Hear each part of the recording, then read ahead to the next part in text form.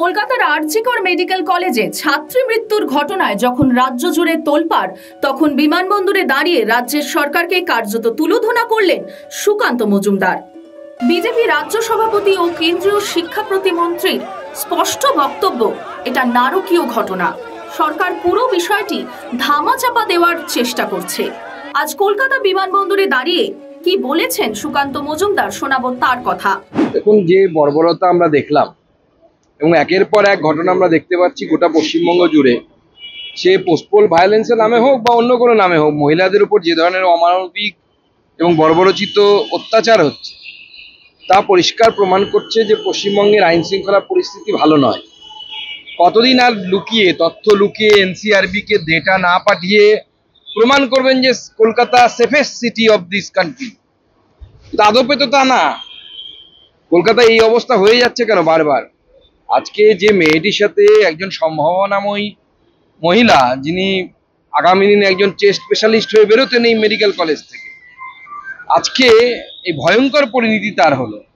দায়ী কে তার জন্য? কেন কামদুনি থেকে শুরু করে আজ অব্দি যতগুলো ঘটনা ঘটে গেছে, সেই ক্ষেত্রে যে কি ধরনের সরকারি ব্যবস্থা নেওয়া হয়েছে বা প্রশাসন কি ব্যবস্থা নিয়েছে তা জনগণের সামনে আসছে না কেন?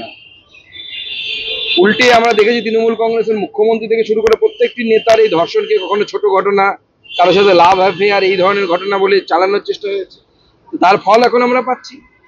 পুলিশের একটা এত বড় গাফিলতি, পরবর্তী ক্ষেত্রে একজন এখনো পর্যন্ত গ্রেফতার হয়েছেন, তিনিই নাকি দোষী, এমন বিষয়টা তুলে ধরা হয়েছে। দেখুন, আমার মনে হচ্ছে পরিষ্কার পুরো ঘটনা ধামাচাপা দেওয়ার চেষ্টা হচ্ছে। প্রথমে চেষ্টা হয়েছিল পুলিশ গিয়ে পরিবারের সাথে কথা বলে পুরো বিষয়টিকে যেন যত সহজে মিটিয়ে দেওয়া যায় আর কি, যে বাংলায় যাকে বলে আর কি, কোনোভাবে মিটিয়ে দেওয়ার ব্যবস্থা, এমনকি তথ্য প্রমাণেরও সরানোর অভিযোগ এসেছে। সেই জন্য আমরা সুসাইড বলেছিল প্রথমে, তথ্য প্রমাণও মুছে দেওয়ার চেষ্টা করা হয়েছে। আর যে নারকীয় ঘটনা ঘটেছে, শ্বাস রোধ করে মারা হয়েছে, কলার বোন ভেঙে গেছে, একজনের পক্ষে সম্ভব? আমার জানি না, আমি স্পেশালিস্ট না, কিন্তু আমার মতো সাধারণ মানুষের মনে হচ্ছে যে একজনের পক্ষে এটা সম্ভব না এবং এর তদন্ত হওয়া উচিত। আমরা দাবি করছি যে সিবিআই তদন্ত হোক।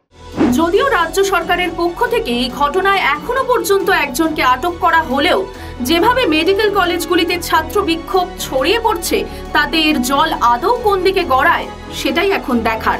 বিমানবন্দর থেকে পলাশ নস্করের রিপোর্ট, খাস খবর।